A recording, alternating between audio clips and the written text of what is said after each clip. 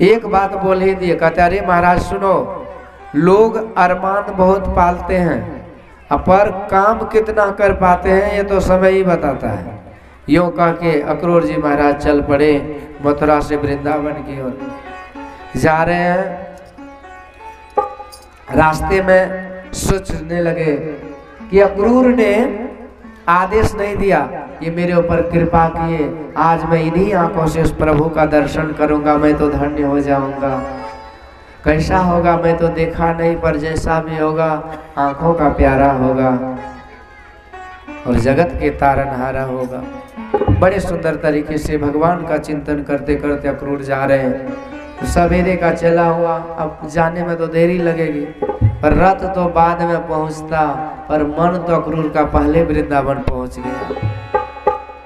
दिन चिंतन करने लग जाते हैं, प्रेम की समाधि लग जाती है और रथ भी, घोड़ा भी चलना बंद कर देता है और रथ भी रुक जाता है। तो सवेरे का चला हुआ, जब एक पहर का संध्या का बेला बचा, तब वृंदावन में प्रवेश किए और वहीं पर भगवान के चरण चिन्ह को एक जगह देखा तो अक्रूर जी रथ से उतरकर लोटपोट करने लगे। और जाते जाते जब वृंदावन नगरी में प्रवेश किया तो भगवान गौदोहन के लिए जा रहे थे दाऊ भैया के साथ। जैसे नजर पड़ी तो दौड़ करके अक्रूर जी गए और भगवान के चरणों पर गिर गए। ददर्श कृष्णम रामम च ब्रजे गोदोहनम गतो पीत नीलांबरधरो शरदम जैसे भगवान को देखा गिर गए। भगवान ने उठा करके हृदय से लगाए और प्यार से टहलाते हुए घर ले आए। सुंदर वार्तालाप हुई। एकांत में अक्रूर जी ने भगवान को बता दिए कि सरकार आपको कंस की तरफ से बुलावा है। भगवान कहते कि अक्रूर जी मैं जरूर जाऊंगा, पर मेरे जाने की बात आप किसी को मत बोलिए, क्योंकि यदि मेरी मैया यशोदा जान जाए कि मैं जा रहा हूं तो तड़प तड़प के मर जाएगी। ये ब्रजवासी, ये गोप, ये गोपियां मेरे वियोग में जीना नहीं जानते।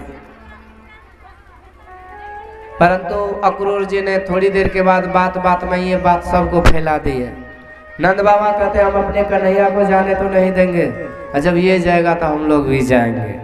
और सबको बात सूचना दे दिए वो भी। और उसी समय जब गोपियों को पता चला तो फूट फूट करके रोने लगी, जहां तहां इकट्ठा हो जाती है, चर्चा करने लगी कि हे विधाता, हम लोग के जीवन को अंधकार में क्यों बना दिया।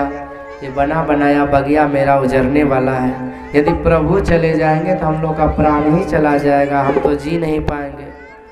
रात भर गोपियां चिंतन करती रही, रोती रही। इधर सवेरा हुआ, अक्रूर जी ने रथ तैयार किया और सारे ब्रजवासी आज नंद बाबा के घर को घेर लिए।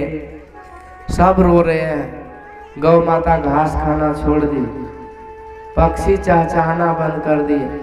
सारे जीव जंतु के उदास भाव से नंद बाबा के घर की तरफ नजर टिकाए हैं। ब्रजवासी व्याकुल हो रहे हैं, रो रहे हैं, बिलख रहे हैं। उसी बीच भगवान बाहर आते हैं दाऊ भैया के साथ, और जैसे रथ पर चढ़ने लगे तो अब ब्रजवासियों का धैर्य टूट गया और सब ब्रजवासी रथ के आगे सो गए।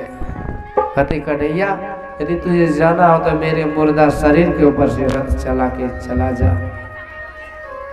तब प्रभु उतरते हैं और एक एक ब्रजवासी के पास गए, प्रेम से प्यार से समझा बुझा करके, देख भैया आज मैं गया, कल रहूंगा, परसों आ जाऊंगा, थोड़े समय के लिए तुझे दुखी नहीं होना चाहिए। ब्रजवासी रोते रोते कहते ठीक है कन्हैया, यदि तुझे मुझसे दूर जाने में ही खुशी है तो चलो मैं इस गम को भी पी करके जी लूंगा। राजी हैं हम उसी में जिसमें तेरी रजा है। हंसकर कटे या रोकर कट जाएगी जिंदगानी, तू गम दे या खुशी दे सब तेरी मेहरबानी।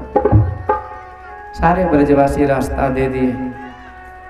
भगवान जैसे रथ पर चढ़ने लगे तो उसी समय मैया यशोदा को पता लगा कि शायद अब मेरा लाला नहीं रुकेगा। बेचारे आज झटपट से माखन तैयार कर रही थी कि मैं अपने लाला को अपने हाथ से खिलाऊंगी। पर जब पता चला कि मेरा लाला रथ पर चढ़ गया है तो झटपट से एक सोने की कटोरी में माखन लेती है और बड़ी तेजी से दौड़ी दौड़ी आती है। दौड़ करके आई भगवान के पास और कहती है, लाला एक बार तो इस दुखियारनी के हाथ से माखन खा ले। न जाने मेरी अंतरात्मा ये कह रही है कि शायद मैं इस जन्म में फिर कभी तुझे नहीं खिला पाऊं। इतना कह के मैया की आंखें भर आई, रोते रोते कलपते कलपते खिला रही है, हाथ कांप रहा है और रोते रोते कहती है कि लाला बेटा एक बात बोल कि मुझसे क्या अपराध हो गया इस दुखियारनी माँ से कि तुम मुझे अनाथ छोड़ करके मुझसे दूर जा रहे हो।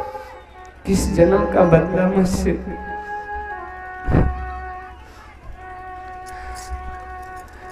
बदला किसी जन्म का आकर के तुमने लिया है। मझधार में अटकी नैया दिल में ना तरस किया है। बदला किसी जन्म का आकर के तुमने लिया है। मझधार में अटकी नैया दिल में ना तरस किया है। कस खा के गिर पड़े हैं यशोदा भर के। तुम कहाँ चले हो कान्हा हमको अनाथ करके। तुम कहाँ चले हो कान्हा हमको अनाथ करके।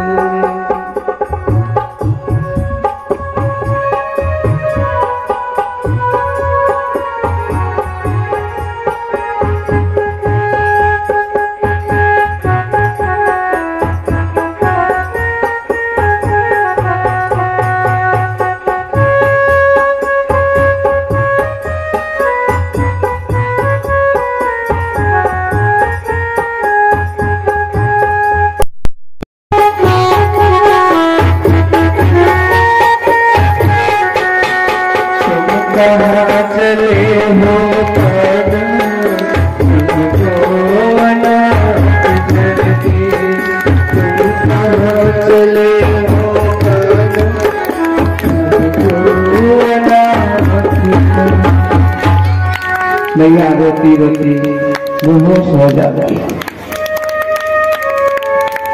उसी भी किसी ने मैया को किनारे किया, अक्रूर जी को इशारा मिला और वायु के वेग से रथ को उड़ा दिया। सारी गोपियां ब्रजवासी रोते रह गए, देखते रह गए और भगवान का रथ आगे निकल गया। आज गोपियों को समझ में आया कि मेरा जीवन ऐसे ही था। जिंदगी है मगर पराई है।